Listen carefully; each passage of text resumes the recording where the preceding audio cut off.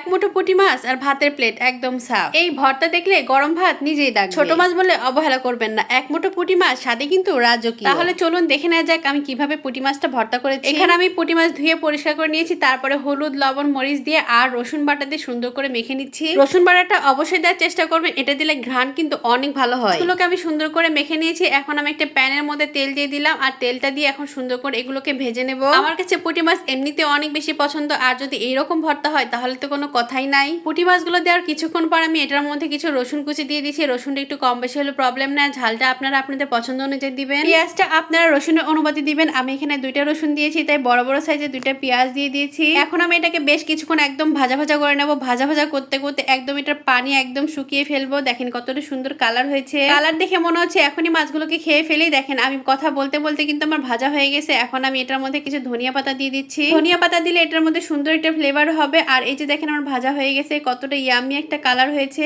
এখন আমি এগুলোকে একটা প্লেটের উপর নামিয়ে নিচ্ছি। দেখেন আমি কিন্তু নামিয়ে নিলাম, আর এখন এটাকে সুন্দর করে আমি ঠান্ডা করতে দেব। আমি প্রথমে শুকনো মরিচ ভেজে নিতে ভুলে গিয়েছিলাম, এজন্য আমি ওই প্যানের মধ্যে আর একটু তেল দিয়ে সুন্দর করে বেশ কিছু শুকনো মরিচ ভাজি করে নিচ্ছি। ছোটবেলা থেকে আমি ঝাল খেতে অনেক বেশি পছন্দ করি, আর যারা ঝাল খেতে কম পছন্দ করেন তারা একটু মরিচের পরিমাণটা কমিয়ে দিবেন। এই ভর্তা বাটার প্রসেসিংটা একটু আলাদা আছে, তো পুরো ভিডিওটা দেখলে এটা পুরো অথেন্টিক টেস্টটা আপনারা পাবেন। আমি প্রথমে মাছগুলোকে সুন্দর করে বেটে নেব। আর এই যে দেখেন আমার বিখ্যাত শিলপাটা নিয়ে আমি হাজির হয়ে গেছি। এখন কিন্তু বাটাবাটি শুরু করে দিলাম। কিন্তু মাছের মধ্যে অনেক বেশি কাটা আছে, এর জন্য খুব সাবধানে বাটতে হবে যাতে হাতে কাটা ফুটে না যায়। এর জন্য আমি বেটে নিচ্ছি খুব সাবধানে। আর এটার মধ্যে আমি শুকনো মরিচগুলোকে পরে বেটে যে মিক্স করে নিয়েছি। তারপর দিয়ে দিয়েছি বেশ কিছু কাঁচা পেঁয়াজ দিয়ে সুন্দর করে এগুলোকে বেটে মিক্স করে নিব। তারপর সুন্দর করে আমি একত্রে মিক্স করে নিই। এটার মধ্যে আমি লবণ দিয়ে দিলাম, টেস্ট অনুযায়ী লবণ দিয়ে দিবেন। তারপর আমি এটাকে আবারও একটু মিক্সার করে নিচ্ছি। বাটাবাটি এখন আমার পুরোপুরি কমপ্লিট হয়নি। এখন দেখেন লাস্ট পর্যায়ে আমি এখানে কাঁচা পেঁয়াজ আর ধনিয়া পাতা দিয়ে দিচ্ছি। তারপর সুন্দর করে এগুলোকে একত্রে মিক্স করে নেব। কাঁচা পেঁয়াজ আর ধনিয়া পাতার ঘ্রাণটা যা হয় না,